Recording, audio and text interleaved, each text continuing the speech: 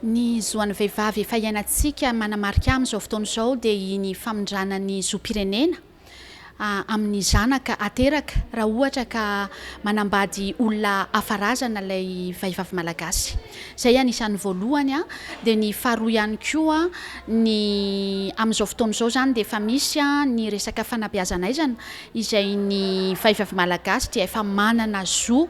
anaraka anazy io koa.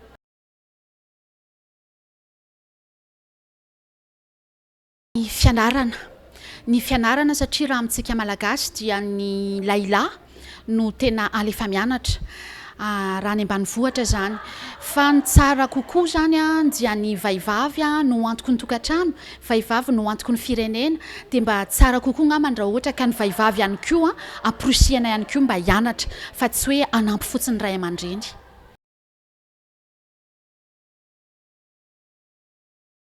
Raha ny eto Madagasikara manokana dia ny zo ray mba hieritreretiko izany hoe mba halalaka ny fahazahoan'ny vehivavy manambady ny olona tiany